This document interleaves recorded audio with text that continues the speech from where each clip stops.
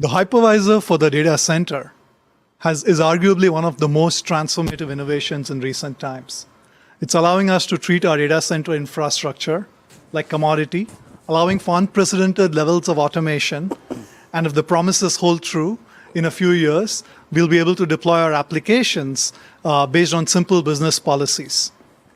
CloudGenix is bringing similar benefits to the wide area network and remote office infrastructure.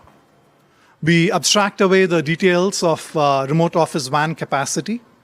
We allow for elastic expansion, contraction of your services, as well as the kinds of applications you can deploy to your remote office, allow for huge amounts of automation. And interestingly enough, we dramatically shrink the time between business intent and the actual rollout of applications, services, as well as a lot of rich media to your remote offices. Welcome, everyone, to the Tech Field Day. We're thrilled and privileged to be presenting for the very first time to this audience. I'm Kumar Ramachandran, co-founder, CEO for CloudGenix.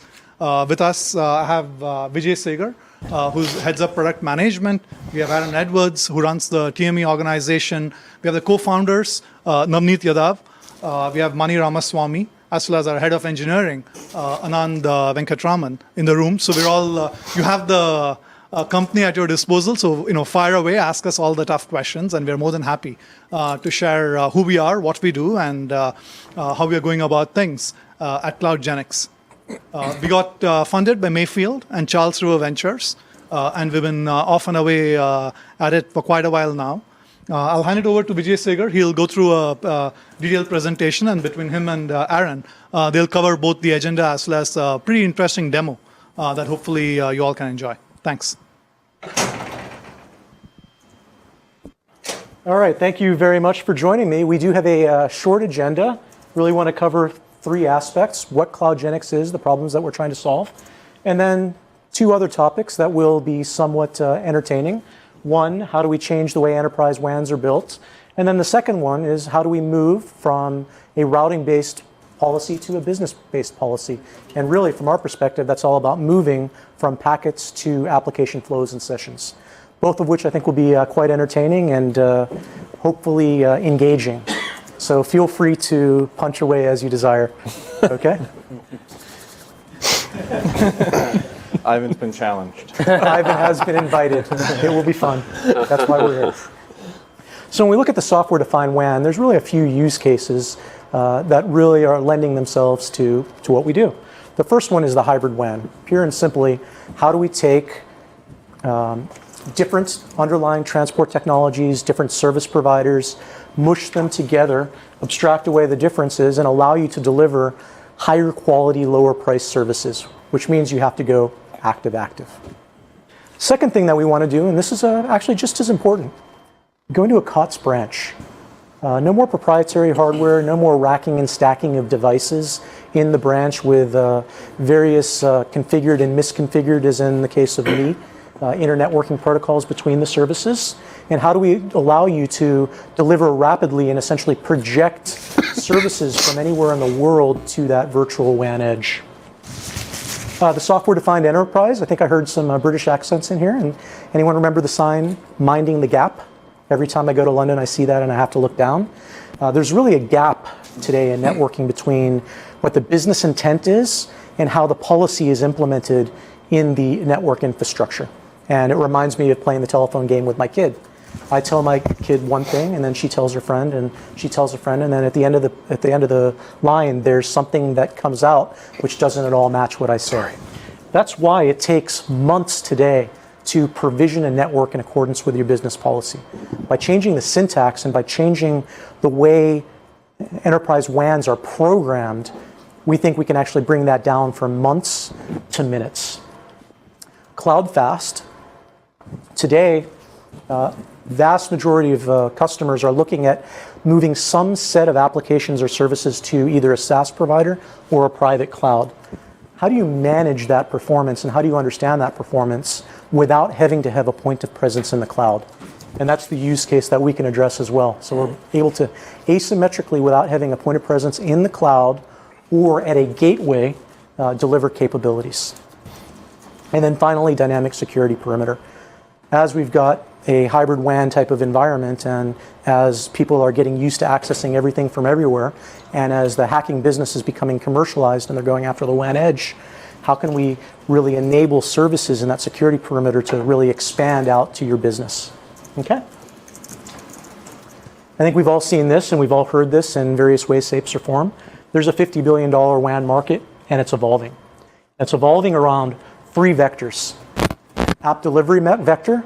Applications are no longer co-located. They are dispersed geographically and they're dispersed logically. The connectivity is ubiquitous, but it's disparate.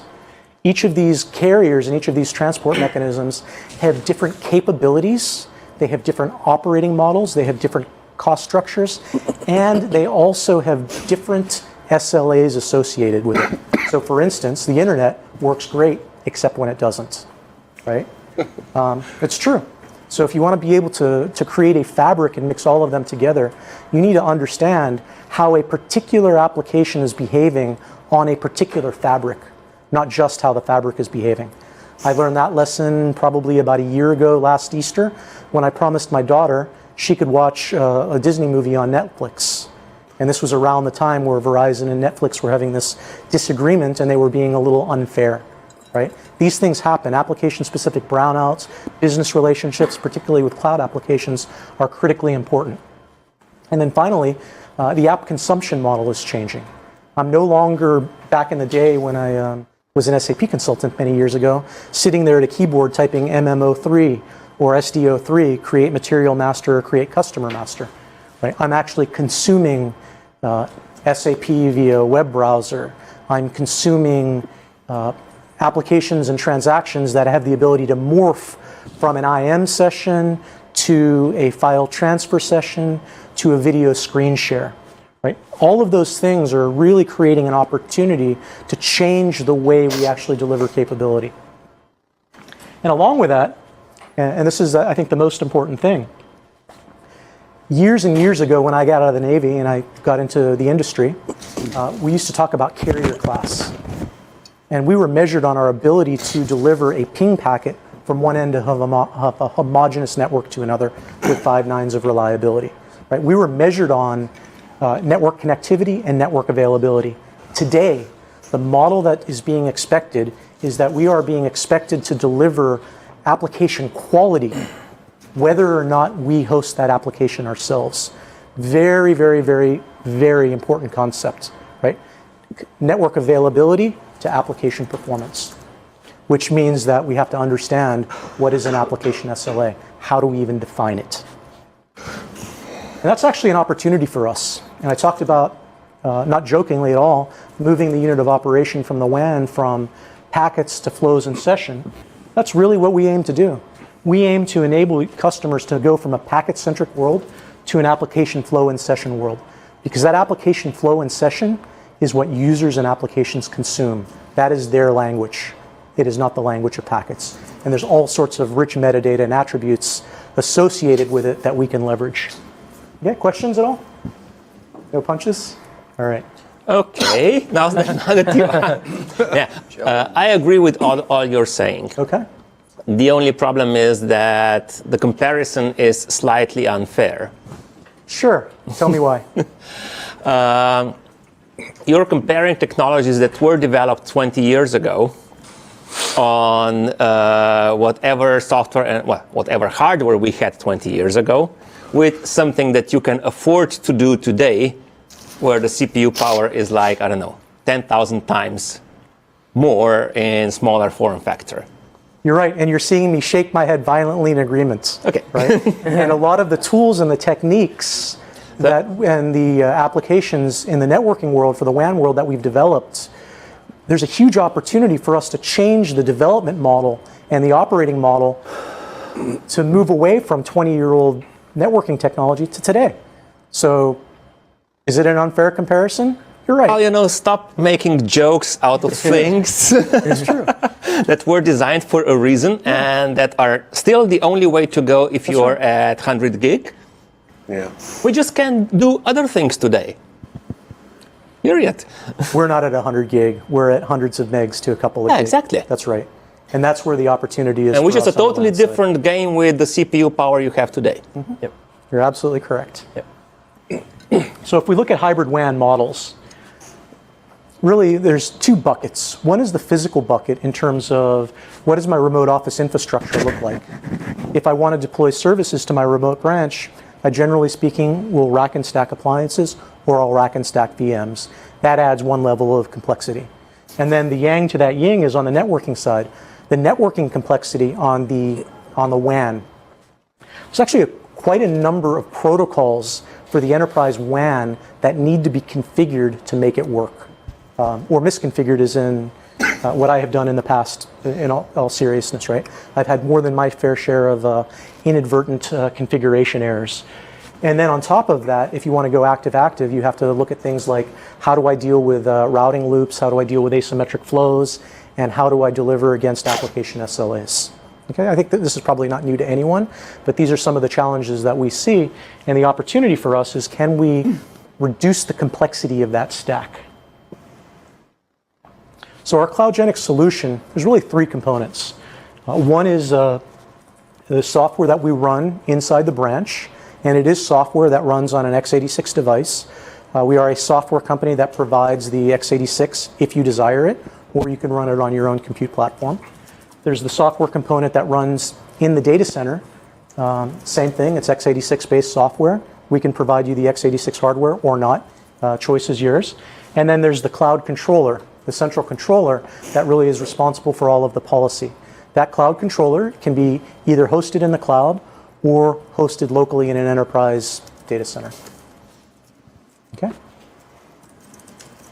So when we look at the architecture and the six fundamental precepts of what we were doing in terms of changing the way you build your WANs, first thing that we looked at is the overlay routing protocol. And a friend of mine who I used to work with, who neither of us work at that same employer anymore, he sat up in a meeting once that wasn't going particularly well, and he raised his hand and he said, look, we could talk about a lot of things, but my goal in life is to reduce the number of protocols that you have to run on your network because I believe it'll make your life easier. And actually, we believe that's true. And what we want to do is, no joking aside, we want to at least reduce, not necessarily to zero, but dramatically reduce the number of routing protocols that you have to run on your WAN, right? The taking it down to zero is a challenge to ourselves so we can understand what is really necessary and what isn't, okay? But what we found is that also allows us to simplify things and also decouple how you deploy your WAN overlays from your carrier. And just as importantly, it allows you to change the way you write your business policies, moving from tuple-centric definitions of business policies to something that is more business meaningful, minding the gap, so to speak. COTS hardware I talked about a little bit. We're x86, that's the wave of the future. Intel, you mentioned it in terms of the technology evolution. There's a lot that they're doing with encryption, DPDK, so on and so forth. We are on board. We are riding that train as fast as we can. Highly available. There's two aspects of high availability that we want to consider here as well, right?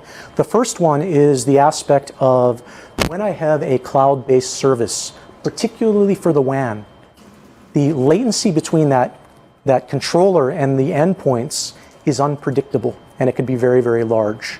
So the controller architecture needs to be such that the solution will continue to both forward flows and enforce policy if it is unable to establish communication with the controller for a brief period of time. And then the second aspect of it is high availability no longer means network connectivity. It means quality of application delivery, which means we have to really, really make sure that the architecture is capable of delivering and measuring and identifying and mitigating against application-specific brownouts as well as your traditional network connectivity brownouts. You're going probably in more details on these things, right? Absolutely. Because I'm interested to see how you have on-site or per location high availability. So. Yes. Yeah, this is just the high-level overview. We'll talk in the next two sections about more detail. And feel free to ask any questions as you desire. Okay. We talked about packets to applications and how that actually will enable us to move to SLA types of models. And then lastly, secure application segmentation. The way we see the WAN being virtualized with the software-defined WANs is we should be able to essentially build an application policy or an application context and instantiate that via software APIs into our fabric overlay without having to worry about my underlying carrier transport. Do I have MPLS? What protocols are they using? Do they support VRFs? And so on and so forth. Right? So we should be able to spin up contexts, change those contexts without having to engage with our underlying providers. So to that end, there's essentially 3 layers of the network that we see. The physical layer, the fabric layer, and the application layer, and I'll talk about each of these. The physical, but before I talk about that, I'll talk a little bit about the controller architecture, and I think, Ivan, this might answer some of your questions or give you an opportunity to ask some as well. We are a SD-WAN, SDN controller from the ground up. We have essentially a communication infrastructure and a core and network database that understands all of the nodes that are available on my WAN. This is natively multi-tenant. It is designed for multi-tenancy, and it is control plane and policy only. There is no data plane traffic, no network traffic that comes to the cloud controller. When you talk about multi-tenancy, is this just different customers, or can you also have like VRFs or whatever you call them per customer, per location? Yeah, there's a couple of ways of doing that. Having multiple, moving from VRFs, multiple application contexts or business contexts per customer, you can do that at the application layer, right? And you could do that without having to change any of your underlying configuration. And it's a policy push rather than a configuration change. And then we have a set of applications that we run within this controller. One is basically all of the network management that we've all done in the past. We have an application that does element management, but we also have an application that actually is responsible for creating our secure fabric, dealing with all of the key rotations, making sure that they're done rapidly, revocations, so on and so forth. And we have another set of applications that are really, in my mind, big data applications. They look at my link-specific data, they look at my location-specific data, and my application-specific data, and they run calculations, and they figure out what is the typical behavior of application Office Outlook in location A. What is acceptable, what is not acceptable, how does that compare to location B? How is Office 365 behaving holistically? How is carrier A performing compared to carrier B? Right? A lot of big data applications that we use for intelligently programming and building our policies and doing something called dynamic SLA establishment, baselining. So those are internal applications that we've developed, but the expectation is a lot of this big data, as well as the APIs to communicate and program our fabric directly, will be consumed by customers, partners, to build their own applications on top of it. Quick question. I can't see the bottom little cloud there, but your southbound protocol, is it a standard or is it proprietary? Yeah, southbound is also APIs, just APIs codes. Okay, so it's just like you use. Just an API. Okay. Yeah. Just like any other. Okay. Did you have a mic to say that answer? Yeah, so the southbound is also REST APIs, nothing proprietary, it's open. Okay. So your controller does REST API calls to your devices. That is correct. Is that API documented? Yes, it'll be. Yes, the reason I'm asking this is, no, I don't want to configure the devices, but sometimes I have to do troubleshooting. That is fair. And if I have to do troubleshooting, I have to know the forwarding entries on the device. That's correct. That's and yes, for the troubleshooting itself, most of them are available northbound too. So the apps that he was talking about a minute ago, there is a tremendously rich API available so that you can literally poke every part of the network and obtain even through the northbound. You necessarily don't have to go southbound and inspect a device. But in a true, very deep in the device problem, yes, you're right, those APIs might be useful. What does that little cloud at the bottom say? It says CloudGenix controller. Okay. Okay. All right. All right. It's a small cloud. Small cloud. It doesn't scale very big? No, I'm just kidding.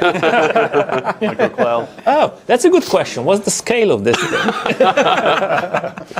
So the controller is horizontally scalable, and in terms of tenancy and devices perspective, they can literally horizontally scale.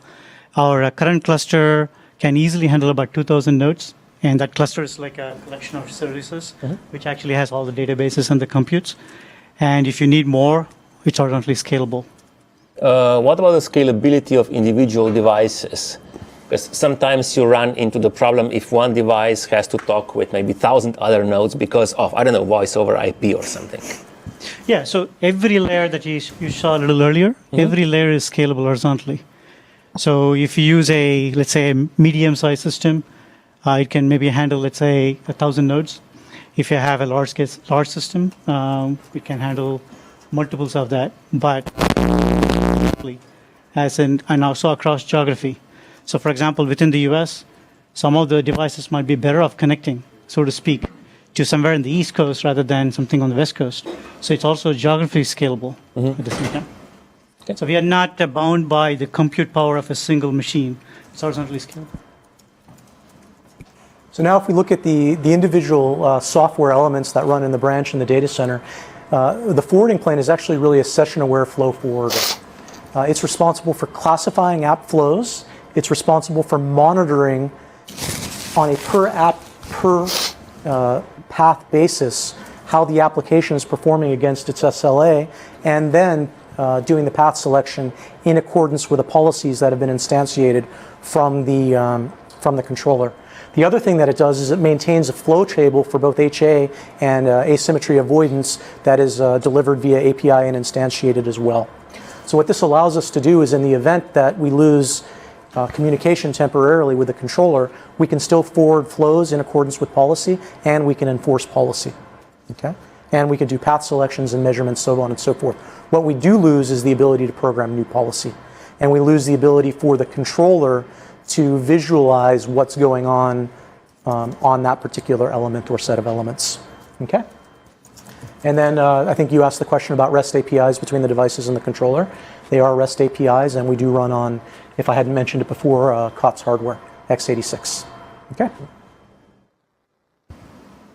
Now, if we look at each of the layers individually, the physical networking layer, we don't touch that. Right? We don't want to participate in carrier routing. We will act as a connection point, a peering point into the carrier, where it makes sense from a networking perspective. But really our goal here is to not participate in your carrier routing and provide a level of abstraction. You're effectively an IP host, right? I'm sorry? You're effectively an IP host. Yes. So now when we look at the fabric layer is what provides the abstraction. It's managed by the controller, and the fabric itself is what actually establishes the secure connected fabric between the various endpoints that the application services run on top of. So how do we build the fabric? The first thing that happens when an endpoint or an ion element shows up in a location is it registers with the controller. And then it goes into the registered but unclaimed state. And the controller will actually establish a secure connection to it saying, yes, this device is who I think it is, it's ours, but before we let it join the fabric, we're going to have the tenant itself claim it. So the tenant goes into the tenant portal and then claims that ion element endpoint. And then once it's claimed, only once it's claimed, does it join the rest of the fabric. So once it joins the fabric, my business policy is automatically pushed to each of these endpoints. And then it's a fully participating member of the fabric with literally almost no user intervention required except for claiming the device. So where does it get the name or IP of the controller in the first place? Great question. So in the event that it is a cloud managed service, i.e. by our cloud controller, that is something that's going to be published at the time of manufacture and instantiated into the device. In the event that it is a private type of deployment, at the point of purchase, when you buy the endpoints, we will instantiate the identity of and the location of the controller for you, so it'll literally call home. So you'll basically pre-configure and drop ship. Yep. Yes, Which is So I can ship direct from them to. To the site. That's the so it idea. doesn't have to go through us on the way. we don't want to have a couple layers of drop ship where things can get confused and screwed up. Okay? Yep. A quick sidebar to that, I think you just said, I just want to make sure that I understand it correctly. This is either cloud-based or on-premises type. Absolutely. All right, so you have both options. Absolutely. We cater to we cater to both. Okay. Now, when you said that the controller contacts the device, step 2 in your picture, Yes. the problem or the challenge I see there is if I have some cable modem or something in front of that has the default firewall rules that says outbound is allowed, inbound is not. How do you handle that? So the controller doesn't reach out to the device reaches out to the controller. Okay. Right. It's a call home type of function. Okay. Okay. And then the last step, the ION endpoint in the data center peers with a carrier network, so it can actually communicate to the internet and the carriers. Okay. The only thing that the user needs to do is claim the device. And let's now talk about the application layer.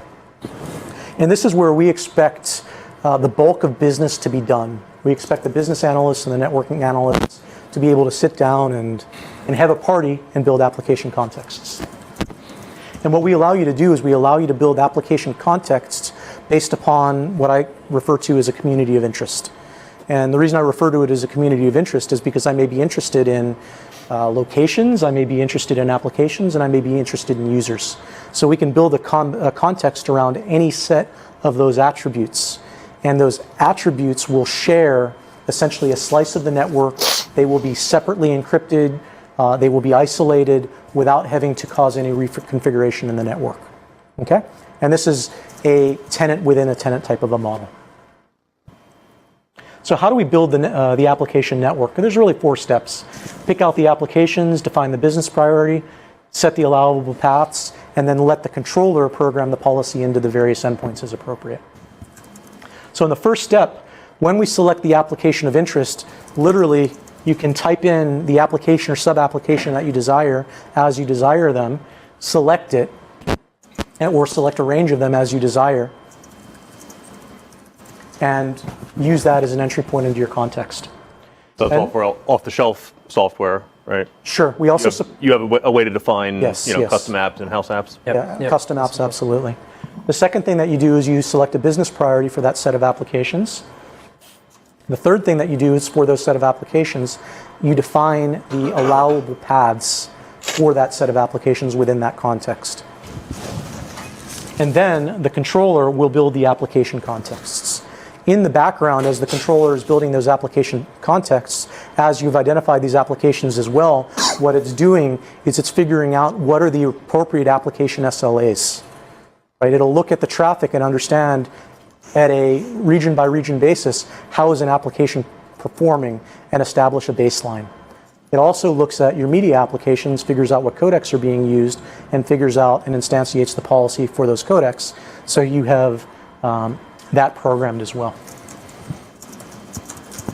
So now when you go into our administrator screen for the portal, you'll be able to literally look at the applications that you've selected, the user contexts, the allowable paths, and also if you want to provision or project a set of services to that context, you can do this screen in this screen as well. So you can say, for instance, my Skype traffic, for whatever reason, needs to go through a Palo Alto firewall. I don't know why you do that. Maybe you would, maybe you wouldn't. But you'll be able to see immediately that that service is needed to be bound to that context.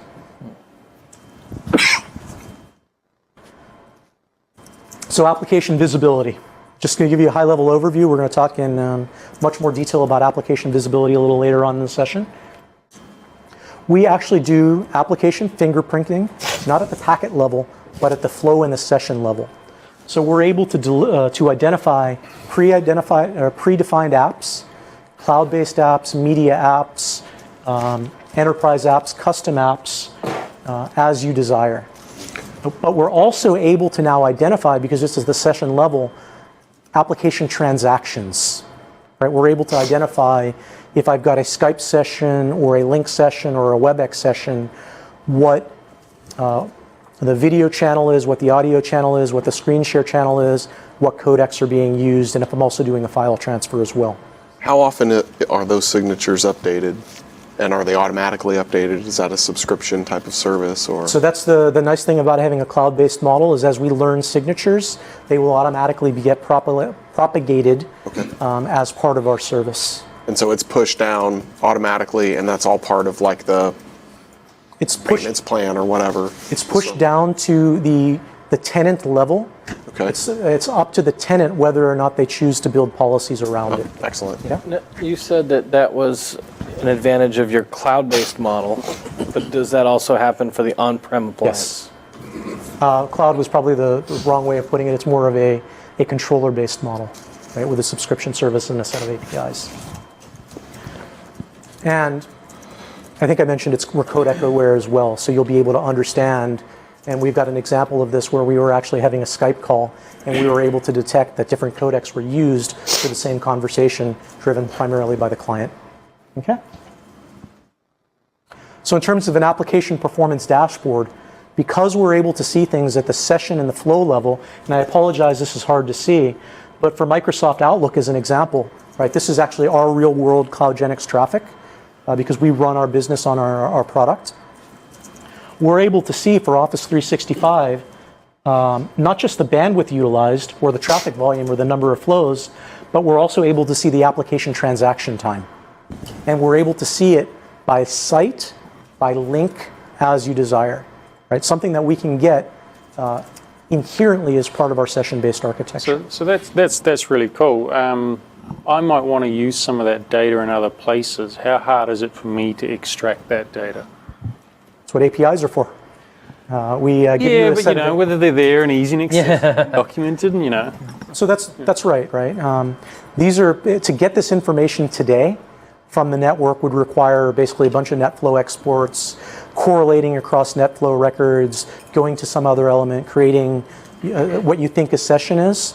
Yeah, what I'm hoping is you've got it all for me. That's exactly right. But what I want to do is know that I can pull it out of there and chuck it into some other system if I want. That's exactly right. Our database structures are designed to be able to keep that state in that format, and we're going to make that available via an API, and then we could talk offline in terms of getting some feedback from you in terms of making sure that it is easily consumable by you.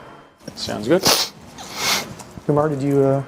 No, that's exactly right. So you know, this is, as we earlier described, right? One of the advantages of truly trying to build out using a controller-based architecture is that everything in the system, in fact, including the chart that you see right there, right? All those graphics there, we treat these graphics as just any other application. All the conversation these charts have into the system is through the same APIs that we can provide any other third party. Excellent. Yeah. So but that's the right way to do it, because then it makes for a consistent experience. It's good. Yep. All right. I mentioned before we can give you channel-specific visibility into media apps. This is a WebEx session that we run. We actually run WebEx just a few times, talking internally and with customers, and we actually will look at some of these sessions real time as we're actually having our business conversations. What's interesting here is we're able to identify not just the specific codecs and the metrics like bandwidth and for video and audio and jitter. What's interesting is in this particular WebEx session, and it's not just for WebEx, and it's fairly repeatable, what we see very, very frequently is even though WebEx is the same class of service from a carrier perspective, it is the same type of traffic, it's on the same link, we see very different jitter characteristics. We see very different latency characteristics. Why is that? Don't necessarily know. Maybe it's due to something on the client side in terms of the way it's controlling things. Maybe it's something else. But the important thing is that we're able to identify and realize the fact that all applications are not equal, even if they're the same DSCP color on a particular link. So it's very, very important for us that we monitor and measure and control to what the application is actually seeing rather than a smoothing average. Okay?